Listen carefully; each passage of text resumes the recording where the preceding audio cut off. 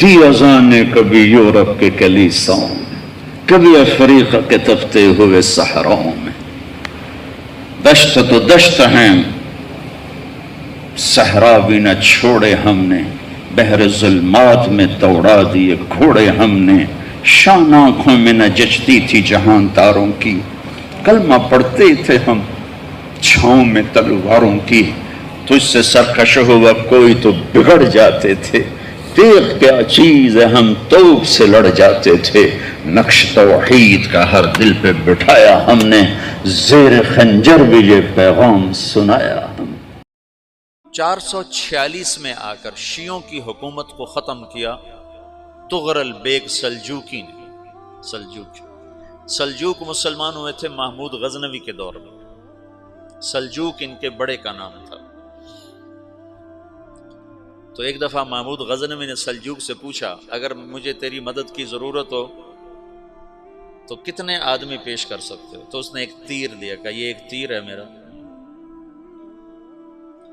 کسی کو یہ تیر بھیج کر میرے علاقے میں بھیج دو تو چند گھنٹوں میں 1,00,000 تلواریں تیرا پہرا دینے کے لیے تیار ہوں، میرے پاس اتنی طاقت ہے. تو یہ سلجوک کی نسل میں تھا تغرل بیگ. اللہ تعالیٰ نے جب عرب زوال کا شکار ہو گئے اور ضعف کا شکار ہو گئے، جیسے بڑھاپے کا کوئی علاج نہیں، جب قوموں پہ زوال آتا ہے تو اس کا بھی کوئی علاج نہیں، پھر اور قوم کو جگہ ملتی ہے. جیسے بڑھاپا ایک فرد پہ آتا ہے، ایسے بڑھاپا قوم پہ آتا ہے.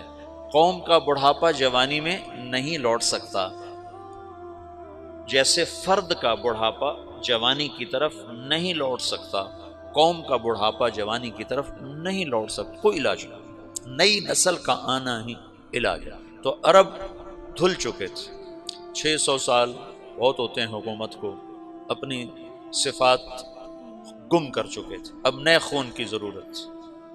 تغرل بیگ پہلا شخص تھا جس نے آ کر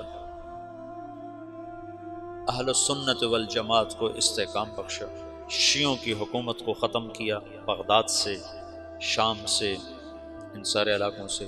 صلاح الدین ایوبی نے اسماعیلی شیعہ کی حکومت کو ختم کیا مصر. العاضد ان کا آخری خلیفہ تھا. صلاح الدین ایوبی نور الدین زنگی رحمۃ اللہ علیہ کا پروردہ تھا، اس کا دوست تھا، اس کے دوست بھی تھا، بچہ بھی تھا اس کے سامنے. زیادہ لکھنے پڑھنے کا شوق تھا. پھر اللہ تعالیٰ نے اس سے کام لیا اور اس کو مصر کا گورنر بنا کے بھیجا، مصر کی مدد کے لیے بھیجا. تو وہاں اس نے صلاح الدین ایوبی نے وہاں ختم کیا، تغرل بیگ نے یہاں ختم کیا. تو پھر سلجوک جو تھے نا یہ اقتدار میں آئے. ادھر ختم ہو گئی سلطنت بنو عباس کی، مصر ایک چھوٹی سی ترکوں کی سلطنت. تو اللہ تعالیٰ پھر مرکزیت کے لیے ایک نظام چلایا. 2 لشکر آپس میں لڑ رہے ہیں ایک میدان میں. ایک جنگلی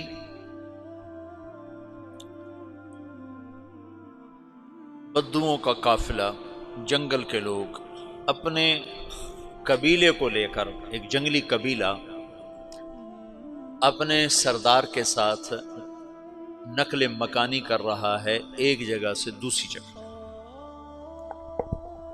اللہ کا نظام کہ یہ لوگ چلتے چلتے چلتے اس وادی میں پہنچ گئے جہاں جنگ ہو رہی ہے. 2 لشکر آپس میں لڑ رہے ہیں. جب یہ وہاں پہنچتے ہیں تو ایک لشکر کے قدم اکھڑ رہے ہیں اور دوسرا غالب آ رہا ہے. ان کو نہیں پتا شکست کھانے والے کون ہیں اور فتح پانے والے کون ہیں، ان کو نہیں پتا. اس جنگلی قبیلے کے سردار کا نام بھی تغرل ہے، تغرل. تو یہ سردار کہتا ہے جو شکست کھا رہے ہیں ان کی مدد کرو. کچھ پتہ نہیں کون ہے، کہتا جو شکست کھا رہے ہیں ان کی مدد کرو. تو 400 وحشی جنگلیوں نے فاتح لشکر کے پیچھے حملہ کر دیا. وہ تو ایک کافی ہوتا تھا، 400 دوڑ جب تلواریں پڑیں تو چند لمحوں میں نقشہ بدل گیا. بھاگنے والے جم گئے اور جمنے والے بھاگ پڑے.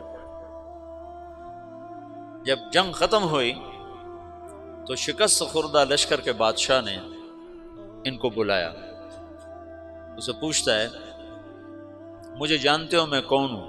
کہا نہیں۔ کہا تو تم نے میری مدد کیوں کی؟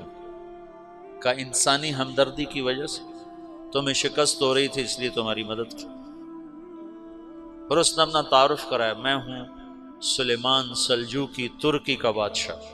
مسلمانوں کا لشکر تھا اور تاتاریوں سے شکست کھا رہا تھا، تاتاری فتح پا رہے تھے، مسلمان شکست کھا رہے تھے،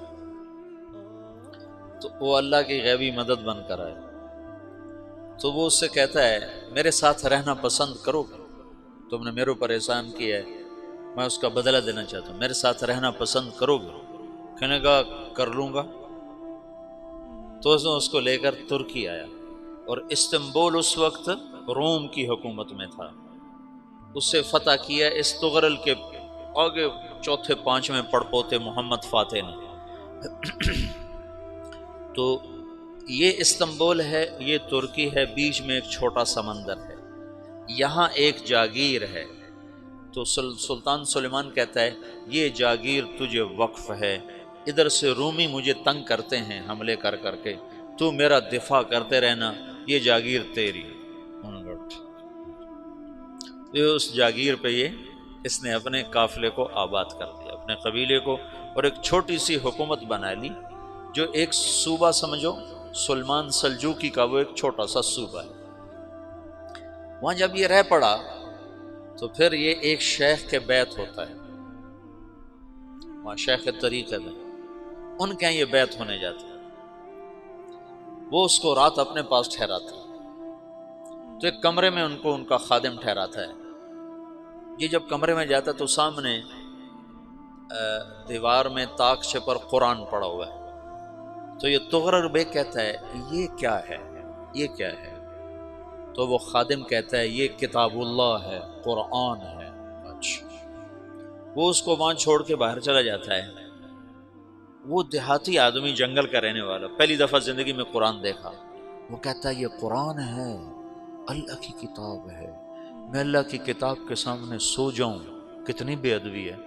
تو اس نے ایسے قرآن اٹھایا اور سر پہ رکھ لیا اور کھڑا ہو گیا، ساری رات قرآن سر پہ رکھ کے کھڑا رہا۔ رات کے پچھلے پہر اس کو خواب آیا، کھڑے کھڑے اس نے دیکھا کہ اس کی پشت سے ایک چاند نکلا اور شیخ کی بیٹی کے سینے میں جا کے اتر گیا۔ پھر اس لڑکی کے سینے سے ایک درخت نکلا جو پھیلتے پھیلتے پھیلتے 3 بر اعظم پہ چھا گیا، افریقہ پر، یورپ پر، ایشیا پر۔ پھر اس کی آنکھ کھل گئی، وہ کھڑا ہوا ہے، تو اس نے صبح یہ خواب اپنے شیخ کو سنایا، تو انہوں نے اپنی بیٹی اس کے نکاح میں دے دی۔ اس بیٹی سے ایک بچہ پیدا ہوا، تغرل بیگ نے اس کا نام رکھا عثمان، عثمانی ترک نام سنا ہوا، جو میں نے کل بتایا تھا کہ 1924 میں وہ خلافت ختم ہوئی۔ تو ایک بیٹا پیدا ہوا عثمان۔ عثمان نے پھر ایک نئی اسلامی حکومت کی بنیاد رکھی جو 1924 تک چلتی رہی، کوئی 800 سال یہ حکومت چلی۔ تو حکومت کا شیرازہ بکھرا، لیکن پھر جڑ جاتا تھا، اور وہ قرن اول والا جوڑ کبھی نہ پیدا ہوا، ٹکڑے بن گئے۔ ان ٹکڑوں میں اللہ لوگ پیدا کرتا رہا جو دعوت دیتے رہے۔